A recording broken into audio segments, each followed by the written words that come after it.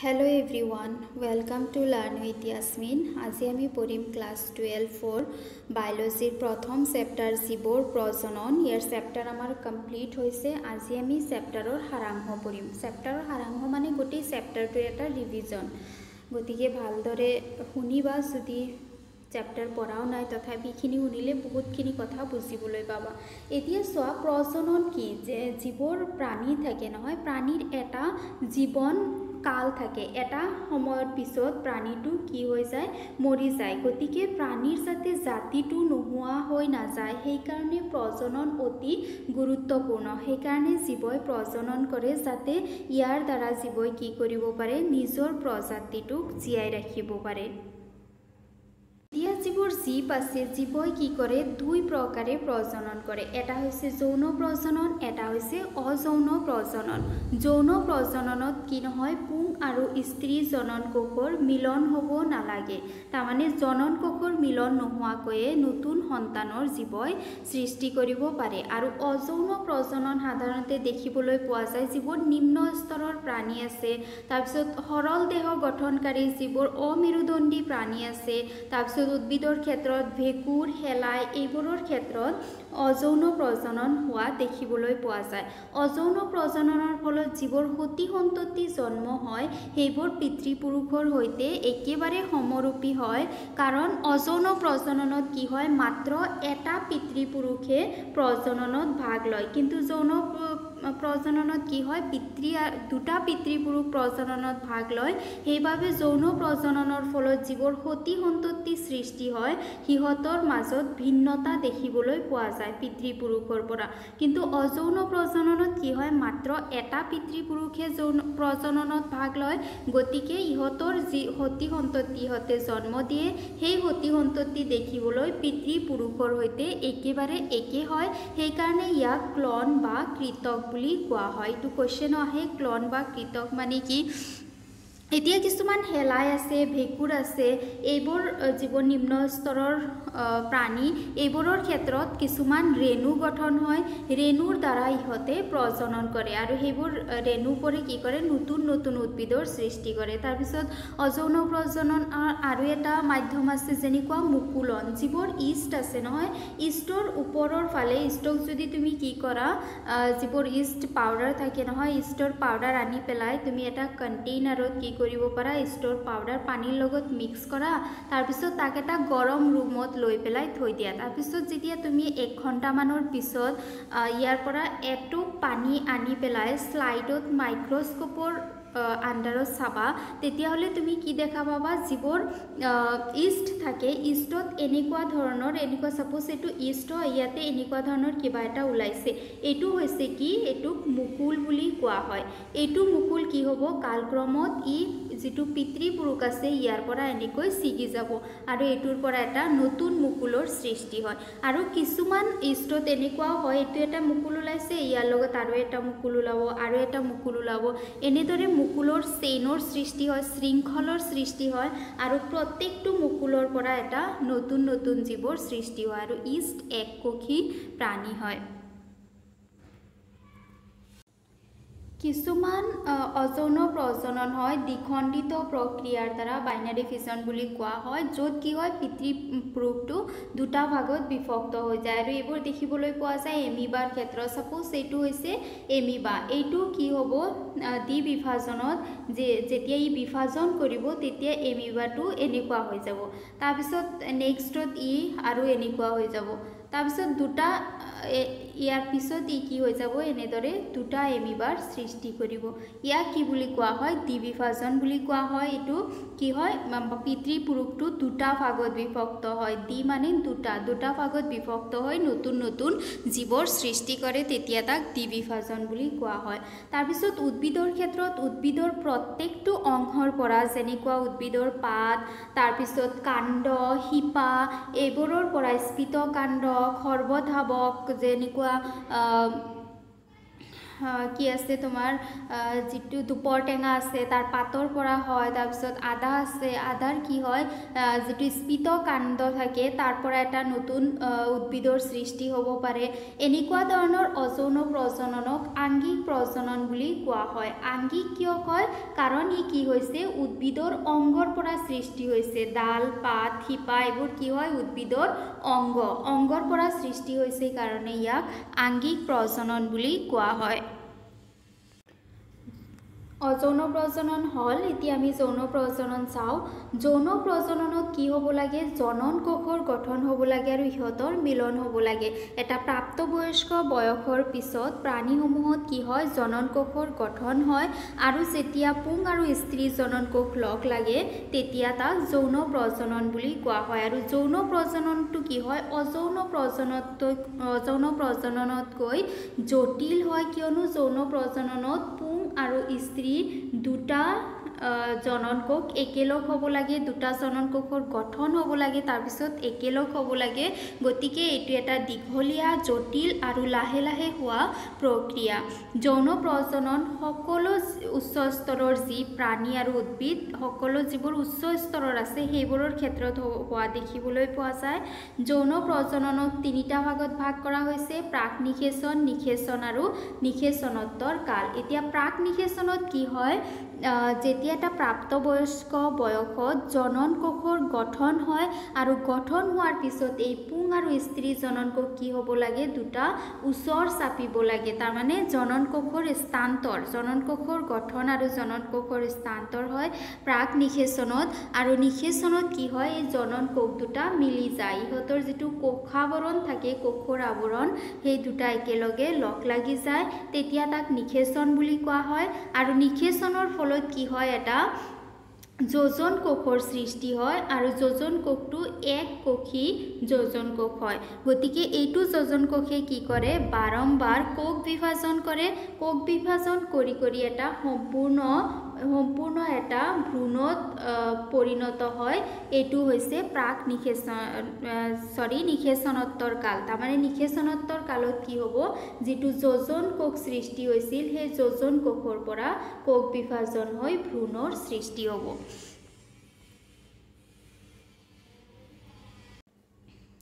জীবসমূহক উদ্ভিদে হওক বা প্ৰাণীয়ে হওক ইহতক দুটা ভাগত ভগোৱা হয় এটা হৈছে একলিংগী আৰু এটা হৈছে উভয়লিংগী একলিংগী মানে কি জীৱৰ প্ৰাণী বা উদ্ভিদত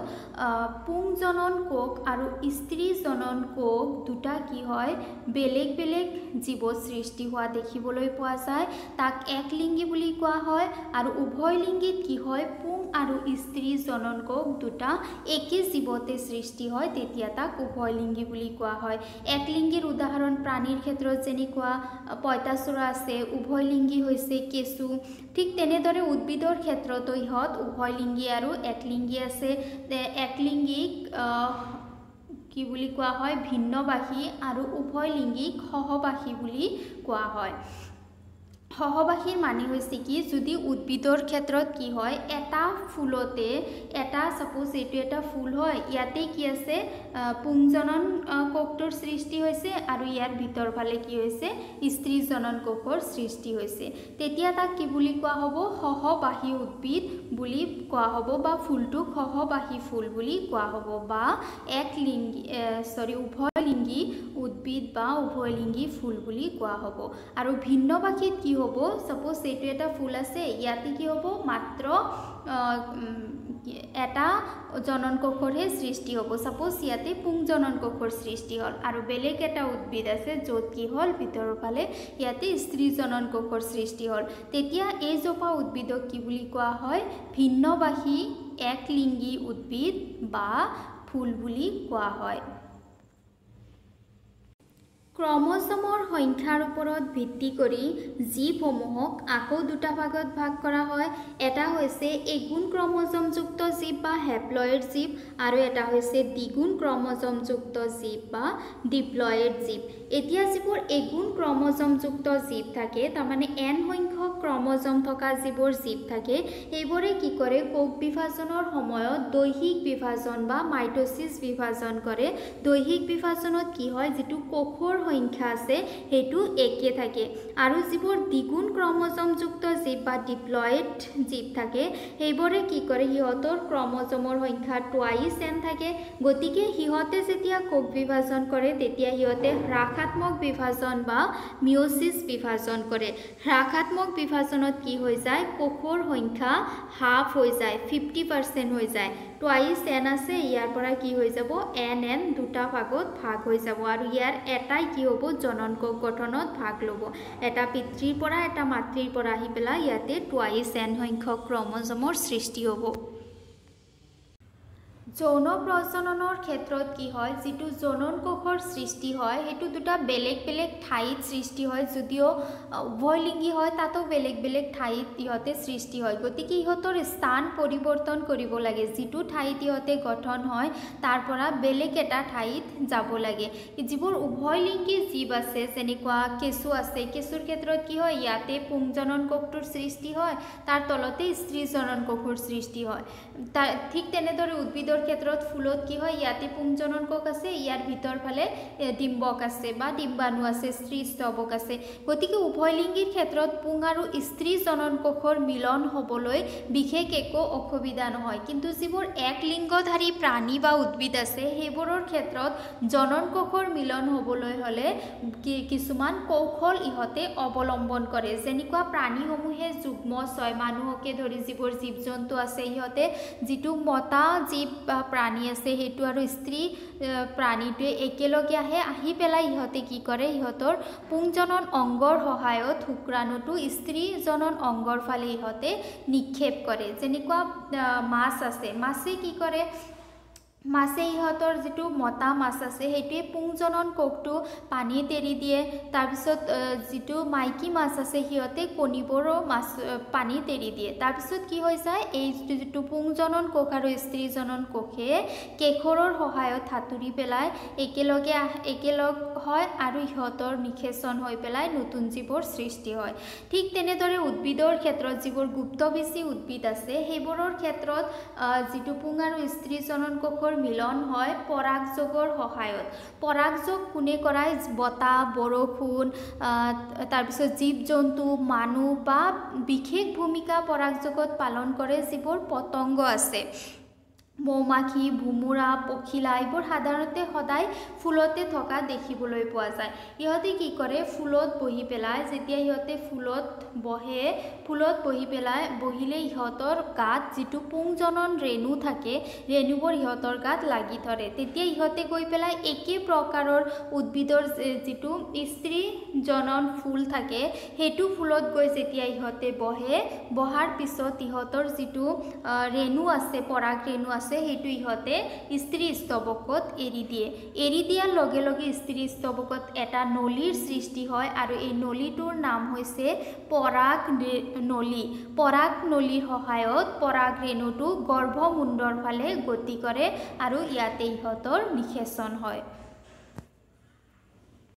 যেতিয়া পুং আৰু স্ত্ৰী জনন কোষৰ মিলন হয় তাকতো নিষেচন বুলি কোৱাই হয় আৰু ইয়াক সযুগ্মন বুলিও কোৱা হয় এতিয়া এই নিষেচন বা সযুগ্মন দুই প্ৰকাৰৰ হয় এটা হৈছে অন্তঃনিষেচন বা অন্তঃসযুগ্মন আৰু এটা হৈছে বহিৰ্নিষেচন বা বহিৰ্সযুগ্মন এতিয়া অন্তঃনিষেচনত কি হয় যেটো জনন কোষৰ মিলন হেতু দেহৰ ভিতৰত হয় যিমান কি আছে স্তন্যপায়ী প্ৰাণী আছে এইবোৰৰ ক্ষেত্ৰত অন্তঃনিষেচন হোৱা দেখিবলৈ পোৱা যায় ইহতৰ জনন কোষৰ মিলন মাতৃৰ দেহৰ ভিতৰত হয় যেনেকুৱা মানুহৰ ক্ষেত্ৰত কি হয় যেটো ভ্ৰূণৰ গঠন আৰু বিকাশ হয় হেতু জৰায়ুৰ ভিতৰত হয় আৰু জনন কোষৰ মিলন হয় কত যেটো ডিম্ব নলী আছে নলীত ইহতৰ জনন কোষৰ মিলন হয় ঠিক তেনেদৰে কি হয় যে বহিৰ্নিষেচনৰ ক্ষেত্ৰত বহিৰ্নিষেচন হোৱা দেখিবলৈ পোৱা যায় যেনেকুৱা মাছ আছে মাছে কি কৰে পুং আৰু স্ত্ৰী জনন কোষবোৰ পানীত এৰি দিয়ে আৰু পানী মাধ্যমৰ সহায়ত ইহতৰ জনন কোষবোৰৰ মিলন হয় যেহেতু দেহৰ বাহিৰত হয় সেই কাৰণে ইয়াক বহিৰ্নিষেচন বুলি কোৱা হয় জনন কোষৰ গঠন দেহৰ ভিতৰতে হোক বা বাহিৰতে হোক যেতিয়া জনন কোষৰ গঠন হয় তেতিয়া তাৰ পৰা এটা যোজন কোষৰ সৃষ্টি হয় আৰু যোজন কোষটো কি হয় এটা কোষযুক্ত মাত্ৰ এটাহে কোষ থাকে গতিকে যোজন কোষটোৰ বাৰ কি হৈ থাকে কোষ বিভাজন হৈ থাকে কোষ বিভাজন হৈ ইয়াৰ যেটো আকাৰ আছে হেতু ডাঙৰ হ'বলৈ ধৰে আৰু ই কি কৰে ভ্ৰূণৰ সৃষ্টি কৰে ইয়াকে ভ্ৰূণৰ গঠন বুলি কোৱা হয় প্ৰাণীৰ ক্ষেত্ৰত যোজন কোষৰ যেটো গঠন মানে বৃদ্ধি হেতু যোজন কোষ সৃষ্টি হোৱাৰ লগে লগে আৰম্ভ হয় আৰু প্ৰাণীসমূহ দুই প্ৰকাৰৰ হোৱা দেখিবলৈ পোৱা যায় এটা হৈছে ডিম্বজ আৰু এটা হৈছে জৰায়ুজ ডিম্বজ জীৱৰে কণী পাৰে যেনেকুৱা চৰাই সৰীসৃপ এইবোৰক ডিম্বজ প্ৰাণী বুলি কোৱা হয় আৰু জৰায়ুজ প্ৰাণী জীৱৰে পোৱালি জন্ম দিয়ে তাৰ মানে যেটো ভ্ৰূণৰ গঠন আৰু বিকাশ হেতু মাতৃদেহৰ ভিতৰত হয় হেবোৰক জৰায়ুজ প্ৰাণী বুলি কোৱা হয় যিমান স্তন্যবাহী প্ৰাণী আছে গুটেইখিনি জৰায়ুজ প্ৰাণীৰ ভিতৰত পৰে উদ্ভিদৰ ক্ষেত্ৰত যেতিয়া পুং আৰু স্ত্ৰী জনন কোষৰ মিলন হয় পুং আৰু স্ত্ৰী জনন কোষৰ মিলন হয় গৰ্ভাশয়ৰ ভিতৰত এই গৰ্ভাশয়ৰ যেটো আৱৰণী থাকে হেতু ফললৈ ৰূপান্তৰিত হয় আৰু ভিতৰত যেটো ডিম্বক থাকে ডিম্বকটো বীজলৈ ৰূপান্তৰিত হয় আৰু বীজৰ চাৰিওফালে এটা ডাঠ আৱৰণী থাকে যেটোৱে বীজটো কি কৰি ৰাখে বীজটোক ৰক্ষণাবেক্ষণ দিয়ে কিয়নো এটো বীজৰ ভিতৰত কি থাকে ভ্ৰূণ থাকে আৰু এইটো ভ্ৰূণৰ পৰা কি হয় ইহতৰ পিছৰ প্ৰজন্মৰ উদ্ভিদৰ সৃষ্টি হয় সেই কাৰণে ভ্ৰূণটোক ৰক্ষণাবেক্ষণ দিবৰ বাবে ইয়াৰ চাৰিওফালে এটা এটা ডাঠ আৱৰণী থাকে যাক আমি গুটি বুলি কওঁ তো ইয়াতে আমাৰ যেটো চেপ্টাৰৰ সাৰাংশ আছিল এটো কমপ্লিট হৈ গৈছে নেক্সট ভিডিওত আমি কোৱেশ্চন আনসাৰ কৰিম ভিডিও যদি ভাল লাগিছে তেতিয়া হলে লাইক কৰিবা বন্ধু বান্ধৱৰ সৈতে শেয়াৰ কৰিবা আৰু চেনেল সাবস্ক্ৰাইব কৰিবা থ্যাংক ইউ